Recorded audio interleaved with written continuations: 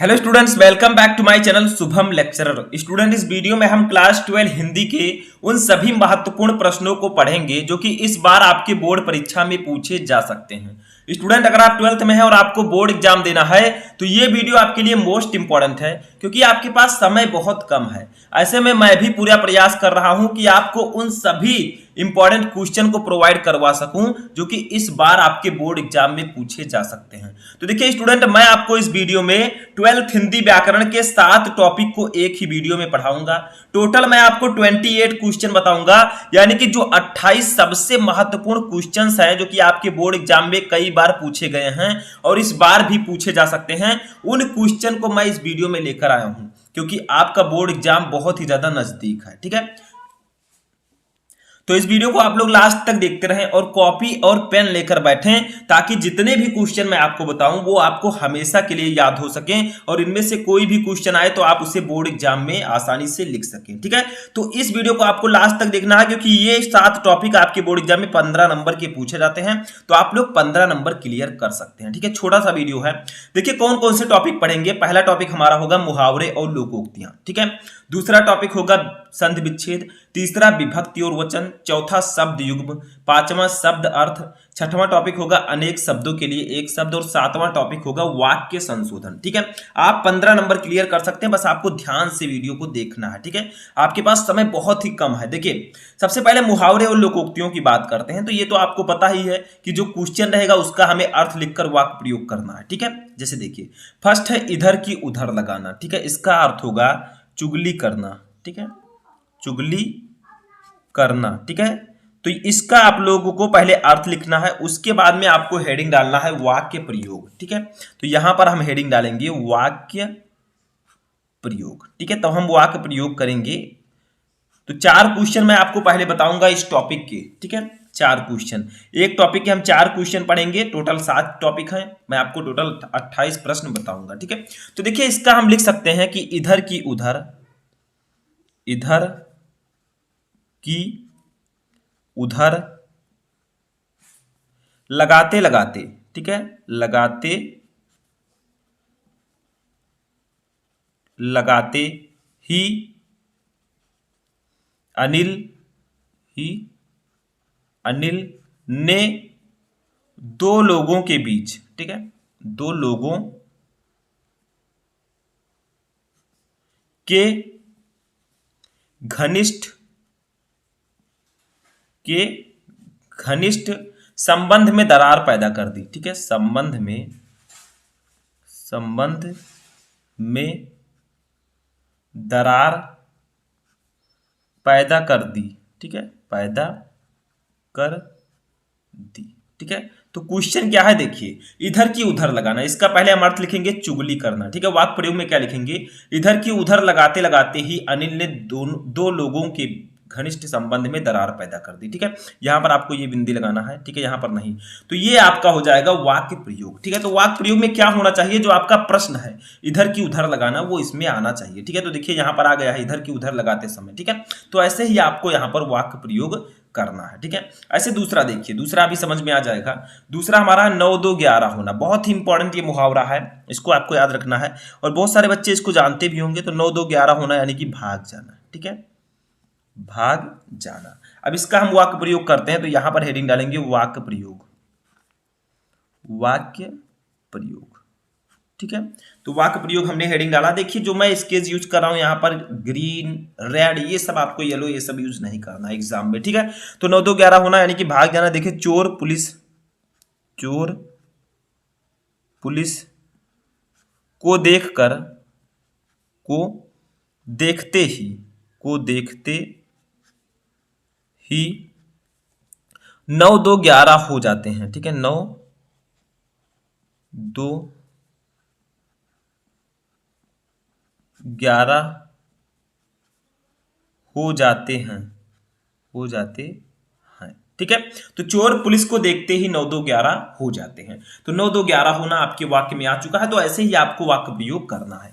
अच्छा तीसरा देखिए, दूध का दूध पानी का पानी करना, इसका अर्थ क्या होगा, इसका अर्थ होगा ठीक न्याय करना। ठीक है, ठीक न्याय करना। बहुत सारे लोग कहते हैं अभी दूध का दूध पानी का पानी हो जाएगा, तो इसका अर्थ होगा ठीक न्याय करना। ठीक है, अब वाक्य प्रयोग यहां पर करेंगे, वाक्य प्रयोग। ठीक है, हेडिंग डालेंगे और लिखेंगे। देखिए अभी मैं आपको मुहावरे और लोकोक्तियां बताऊंगा, इसके बाद में आपको संधि विच्छेद विभक्ति और वचन सब कुछ बताया जाएगा। ठीक है, तो यहां पर आप लिख सकते हैं कि न्यायाधीश, न्यायाधीश जो जज हैं, ठीक है, न्यायाधीश ने दूध का दूध, दूध का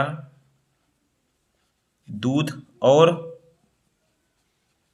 पानी का पानी, पानी का पानी कर दिया। ठीक है, कर दिया। तो देखिए न्यायाधीश ने दूध का दूध और पानी का पानी कर दिया, यानी कि ठीक न्याय किया उन्होंने। ठीक है, उन्होंने न्याय अच्छा किया। तो अब देखते हैं अपना चौथा मुहावरा, लोकोक्तियां। तो देखिए चौथा जो हमारा प्रश्न है ये एक लोकोक्ति है। ठीक है, अभी मैंने 3 आपको मुहावरे बताए, अब ये एक लोकोक्ति है, थोड़ा सा उससे चेंज होता है, बाकी आपको सेम प्रोसेस करना होता है। जैसे देखिए, जैसी करनी वैसी भरनी, इसका अर्थ क्या होगा? बुरे काम का बुरा नतीजा। ठीक है, तो बुरे काम का बुरा नतीजा, बुरे काम का बुरा नतीजा। ठीक है, ये इसका हो जाएगा अर्थ। अब इसका हम वाक्य प्रयोग करेंगे, तो यहां पर हम हेडिंग डालेंगे वाक्य प्रयोग, वाक्य प्रयोग। ठीक है, तो वाक्य प्रयोग हमने हेडिंग डाला। अब चलिए इसका वाक्य प्रयोग करते हैं हम। तो वाक्य प्रयोग में इसका लगभग वैसे ही वाक्य प्रयोग करना है। लिखिए, यदि आप अच्छा, यदि आप अच्छा, यदि आप अच्छे काम करेंगे, यदि आप अच्छे काम करेंगे, करेंगे तो आपको अच्छा फल मिलेगा, तो आपको अच्छा फल मिलेगा। ठीक है, अच्छा फल मिलेगा। ठीक है, यानी कि यदि आप अच्छे काम करेंगे तो आपको अच्छा फल मिलेगा। ठीक है, और यदि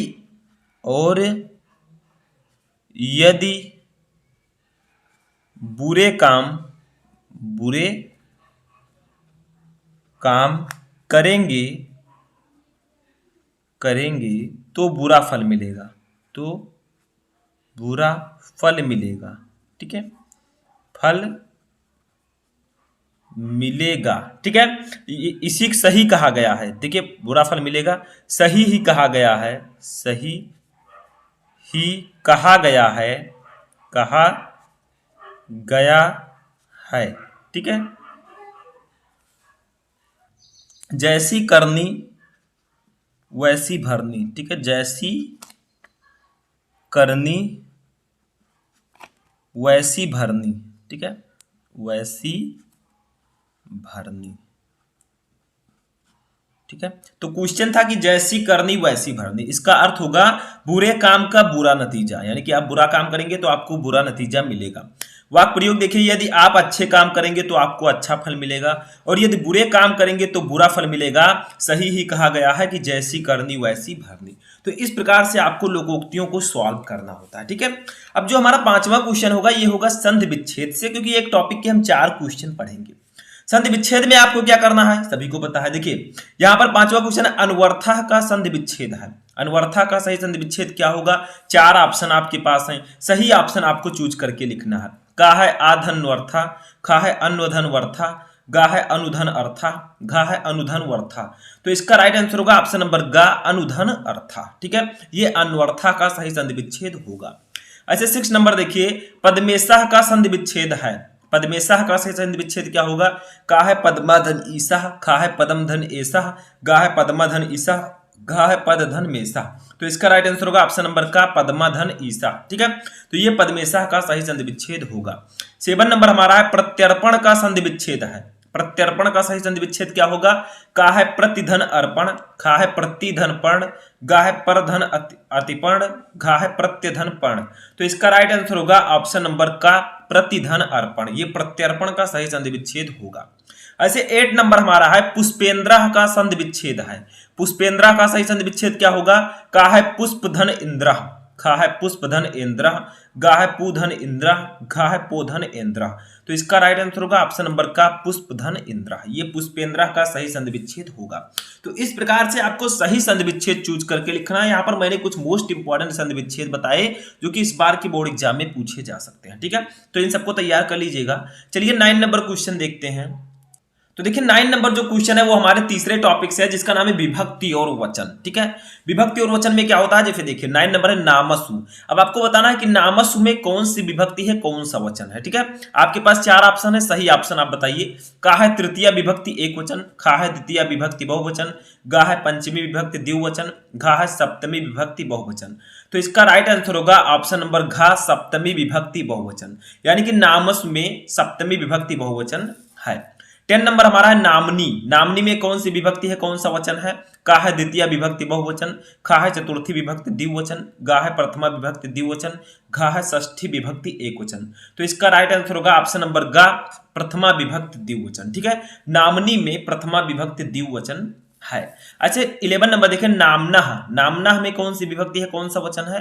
का है पंचमी विभक्ति द्विवचन, खा है द्वितीय विभक्ति एक वचन, गा है षष्ठी विभक्ति एक वचन, घा है चतुर्थी विभक्ति एक वचन। तो इसका राइट आंसर होगा ऑप्शन नंबर गा, षष्ठी विभक्ति एक वचन, यानी कि नामनाह में षष्ठी विभक्ति है, एक वचन है। ऐसे 12 नंबर देखिए आत्मनः। आत्मानः में कौन सी विभक्ति है, कौन सा वचन है। का है षष्ठी विभक्ति एक वचन, खा है पंचमी विभक्ति द्विवचन, गा है द्वितीय विभक्ति बहुवचन, घा है सप्तमी विभक्ति बहुवचन। तो इसका राइट आंसर होगा ऑप्शन नंबर गा, द्वितीय विभक्ति बहुवचन। आत्मानः में द्वितीय विभक्ति है, बहुवचन है। तो 4 क्वेश्चन मैंने आपको यहाँ पर बताया विभक्ति और वचन के। इसी प्रकार से आपके बोर्ड एग्जाम में आएंगे क्वेश्चंस, आपको विभक्ति और वचन सही वाला चूज करके यहाँ पर लिखना होगा, ठीक है। ऐसे अब हम आते हैं 13 नंबर क्वेश्चन पर, जो कि हमारे नेक्स्ट टॉपिक से है। इस टॉपिक का नाम है शब्द युग्म। शब्द युग्म का मतलब 2 शब्दों का जोड़ा, ठीक है, उसका सही अर्थ आपको बताना है।